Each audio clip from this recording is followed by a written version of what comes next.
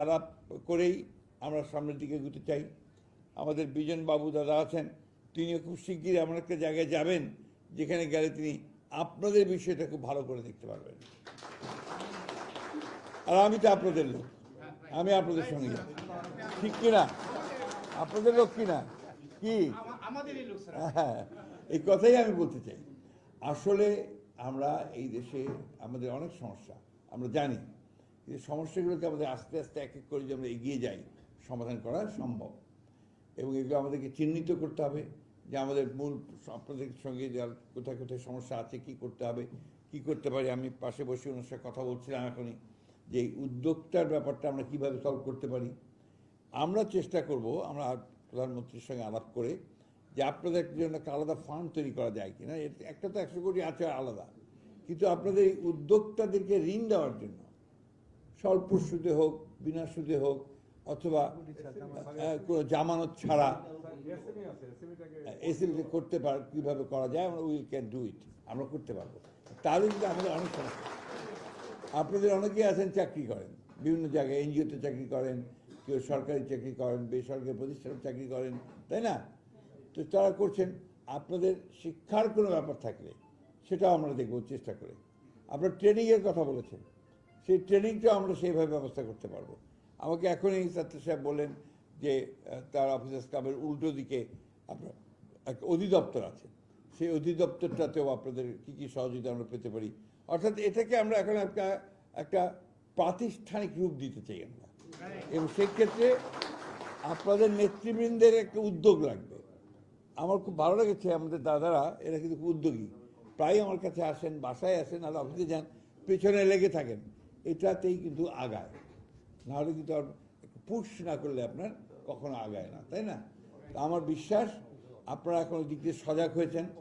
আর আমরা আপনাদেরকে এইটুকু আশ্বস্ত করতে পারি যে আমাদের দরজা আপনাদের জন্য সবসময় খোলা থাকবে।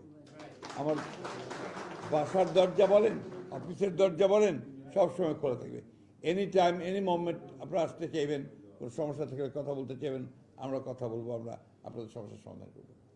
নিজেদেরকে আইসোলেটেড মনে করবেন না, বিচ্ছিন্ন মনে করবেন না, সবসময় মনে করবেন যে you are part of us, আমরা সব জনগোষ্ঠীটার অংশ, তাহলেই অনেক সমস্যার সমাধান করা যাবে। আজকে আমরা একটা কঠিন পৃথিবীতে বাস করছি, কিন্তু ভাই এটা মনে রাখতে হবে আমাদেরকে। এই পৃথিবীটা এখন একটু কঠিন হয়ে গেছে, অনেক সময় অপরিচিত মনে হয়। যেভাবে যুদ্ধ বিগ্রহ, যেভাবে আপনার হত্যা, জখম, হিংসা শুরু হয়েছে, তাতে করে আমাদের এই দেশে বাংলাদেশে আমরা ভালোবাসার মধ্য দিয়ে, আমাদের পারস্পরিক ভ্রাতৃত্বের মধ্য দিয়ে, সৌহার্দ্যের মধ্য দিয়ে যদি আমরা জাতি একটা নির্মাণ করতে পারি, যেটা আমরা আমাদের ইশতেহারে বারবার করে বলেছি, আমরা বলেছি যে আমরা একটা রেইনবো নেশন তৈরি করতে চাই, ঠিক না? ওই রেইনবো নেশনটা আমরা তৈরি করতে চাই, মানে এটাকে একটা এক্সাম্পল তৈরি করতে চাই। এই বিষয়গুলো আমাদেরকে সবসময় মাথায় রাখতে হবে। আমরা যদি এটা করতে পারি, আপনাদের কালচার খুব রিচ কালচার। আমি তো কয়েকটা জায়গায় ময়মনসিংহ গেছি, আপনাদের এখানকার কয়েকটা প্রোগ্রামে গেছি, আপনাদের গানটা এখন যেটা শুনলাম, এটা এত মিষ্টি গান। তো এই বিষয়গুলো যদি আমরা সকলের সামনে তুলে ধরতে পারি, তাহলে আমরা নিঃসন্দেহে আপনাদের যে একটা আইডেন্টিটি, যে কথা দাদা বললেন, আপনাদের যে একটা স্বকীয়তা আছে, সেটা আমরা প্রমাণ করতে সক্ষম হব। আমি আজকে আর বক্তব্য বাড়াবো না, এরপরে হচ্ছে কাজ, আমরা সেই কাজ শুরু করব। আজকেই শুরু হয়ে গেল মনে করেন, এখন থেকে আমরা এই কাজটাকে দ্রুততার সঙ্গে এগিয়ে নিয়ে যাব। আমার আরেকটা অনুরোধ থাকবে, আপনারা এখন যে ঐক্যটা সৃষ্টি করেছেন, এই ঐক্যটা যেন কখনো বিনষ্ট না হয়। আমাদের এই বাংলাদেশের মানুষের একটা খারাপ স্বভাব আছে, আমরা সহজেই বিভক্ত হয়ে যাই। এই বিভক্তি যেন আমাদের মধ্যে না আসে, এই কথাটা সবসময় মনে রাখতে হবে। এবং আমি বিশ্বাস করি আপনারা সবচেয়ে সহজ সরল মানুষ।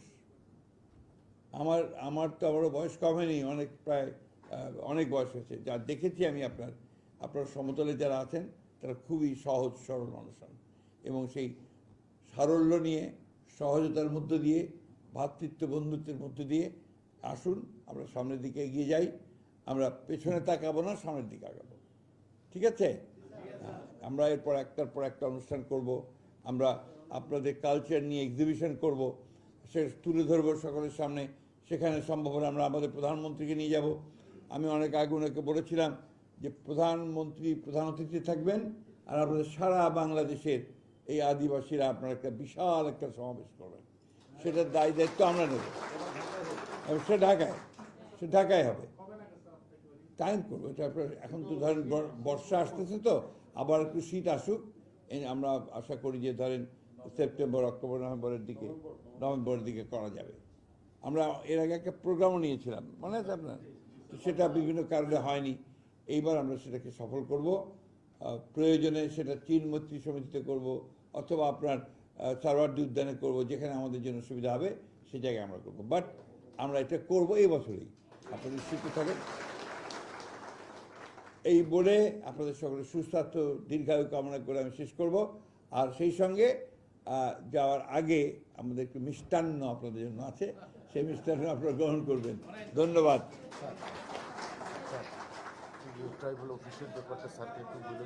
ওটা আমি করবো, ওটা আপনি নিশ্চিত থাকেন।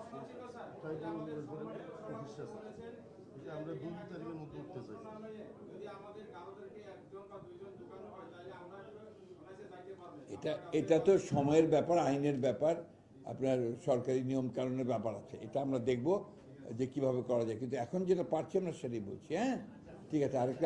আরেকটা অফিসের কথা আপনারা বলেছেন, অফিসের কথা আপনারা একটা বলেছেন।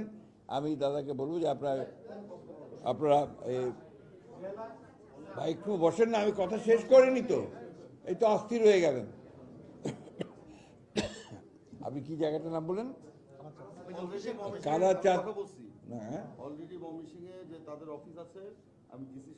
না, সেটা ঠিক আছে। এখানে নর্দাতে কাদাচাঁদপুরে তারা একটা অফিস দেখেছেন, আপনারা দেখে ঠিক করেন, এটার ভাড়ার দায়িত্ব আমার থাকবে।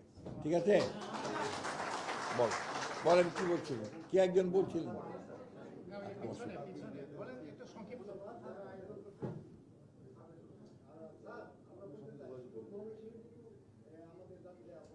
না, সেটা বলে নিতে হবে, সারা দেশ বলছি তো, সেটাই তো বললাম, সারা দেশের। আপনি আবার ওই বিভাজন সৃষ্টি করবেন না।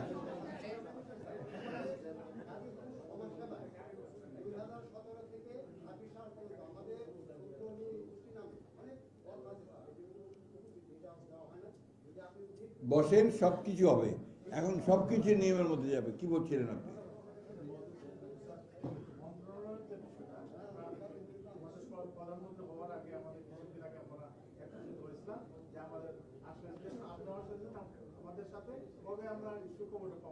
ঠিক আছে, থ্যাংক ইউ, অনেক ধন্যবাদ আপনাদের। ও আমার মহিলা একজন।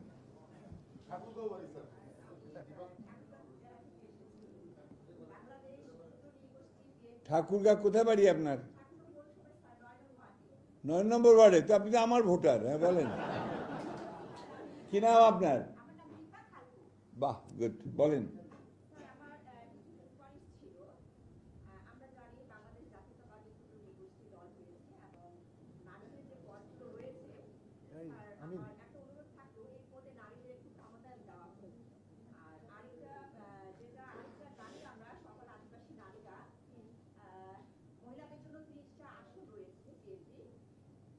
আসন রয়েছে, তো আমি মনে করি আমাদের আদিবাসী নারীদের যদি সমবেত আসনে যদি অন্তর্ভুক্ত করা হয়, আমি আশা করছি এই প্রথমবারের মতো বাংলাদেশে আপনাদের একজন প্রতিনিধি সংরক্ষিত নারী আসনে যাবেন, আমি আশা করছি।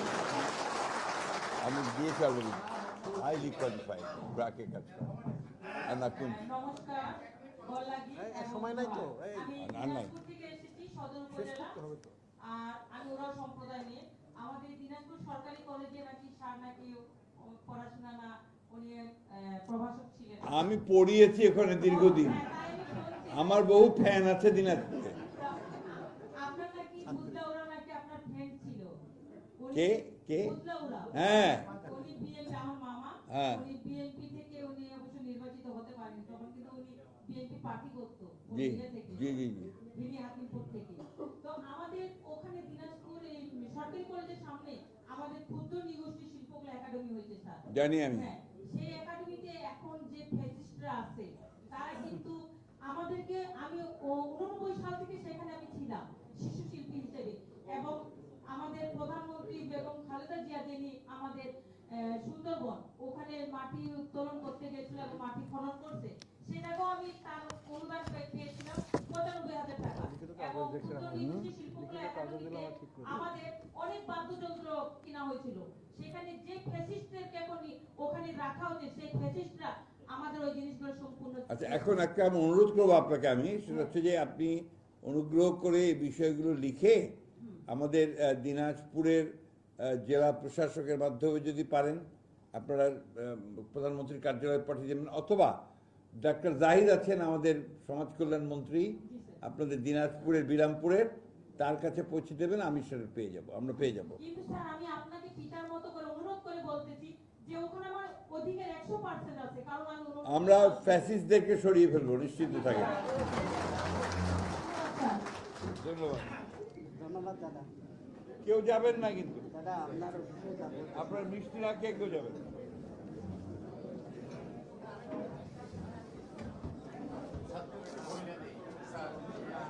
আমি ইনিশিয়ালি কালচারাল একাডেমির জন্য একটু পদে আজকে মন্ত্রণালয়ে অ্যাপ্লিকেশনটা দিয়ে আসছি। স্যার আপনাকে আমি দিয়ে দেবো। আর আমার ডেপুটি স্পিকারের কাছে গিয়েছি, আপনাদের সঙ্গে আলাপ করেছি। ঠিক আছে।